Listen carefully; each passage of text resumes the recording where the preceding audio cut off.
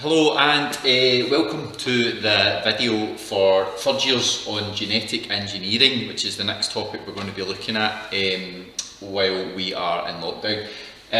Basically, genetic engineering is, just about read that I think, the transfer of genetic information from one cell to another. So basically, try and remember that all living things have DNA in them. It's the same stuff, whether it's a human, whether it's a pig, whether it's a sheep, whether it's a bacteria, whether it's a yeast cell, they all have DNA in them.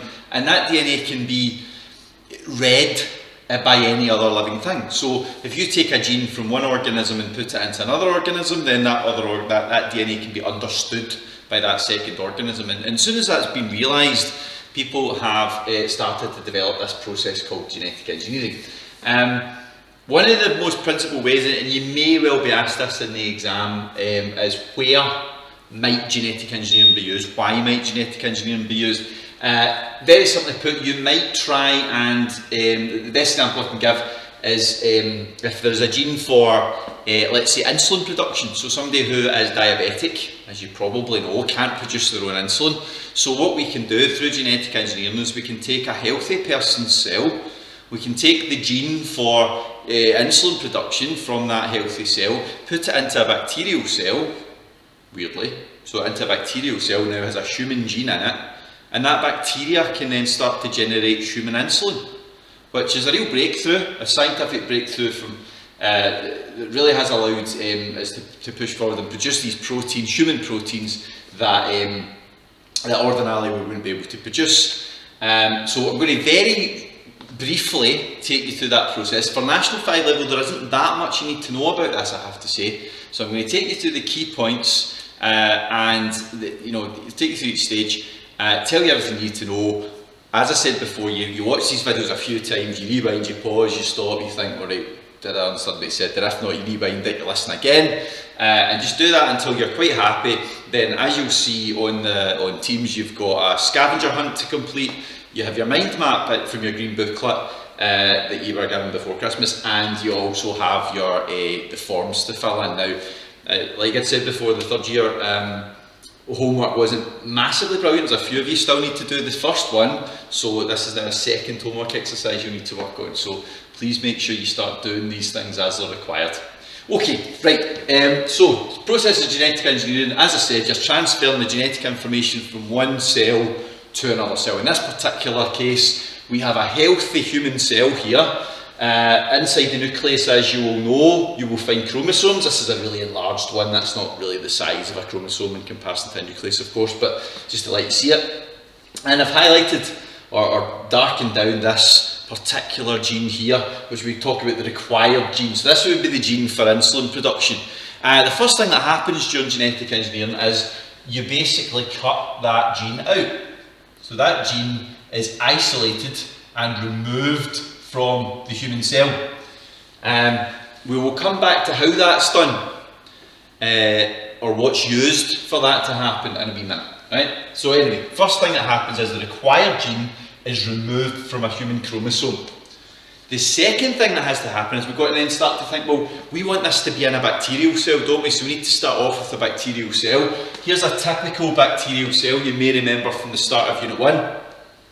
The main structures, you'll find your cell membrane, cell wall around the outside, there's your circular chromosome, and this particular structure here is called a plasmid. So what you'll do is you'll remove the plasmid from the bacterial cell, and then you cut it open. So you cut a space in it. Now, bearing in mind that this plasmid is made of DNA, as is, of course, the human gene made of DNA as well. So this stuff is compatible with that. So you can actually take the human gene and actually put it in to the bacterial plasmid. We now have what we would call that an altered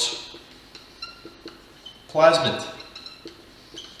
Altered, as I'm sure you know, just means changed. So we have the altered plasmid, which is the bacterial DNA in the form of the plasmid cut open, with the human chromosome, specifically the gene that we're after, so in this case insulin, That gene has now been inserted into the plasmid. Once we're in that situation, the only thing that remains to happen is we then get another bacterial cell, one we call the host bacterial cell, and all you do is you insert the altered plasmid into that host bacterial cell. And as soon as you do that, this bacterial cell is now capable of doing something very strange indeed. It's capable of producing human insulin.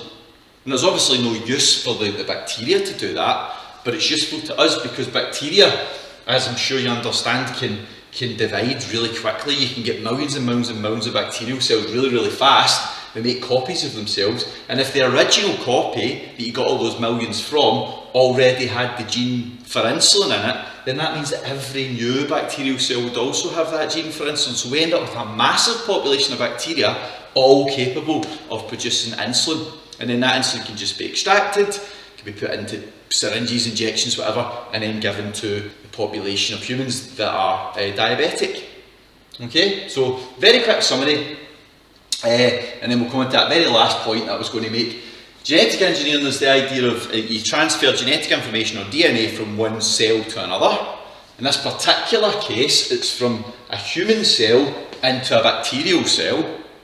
So in order to do that, the first thing we do is we remove the gene from the human chromosome, the required gene. Another part of the same lab, you'll have a bacterial cell and you remove the plasmid and you cut it open. As soon as we've got our cut open plasmid, we then insert the human gene into it, and then now what we call the altered plasmid is inserted into our host bacterial cell. Not back into the one you took it from, but into a new cell, which we call the host cell. And then once we've got that, we're at that stage, as I've said, you allow that to divide, and then you can then extract the insulin. Now the only thing remaining, I did mention at the start, there will be a little detail at the end, the only thing remaining to understand is, I'm going to use different colours for it, so if in green I highlight this process, see the cutting process, the removing, and also this cutting open and sticking in. Both of those processes are controlled by exactly the topic we just finished, enzymes.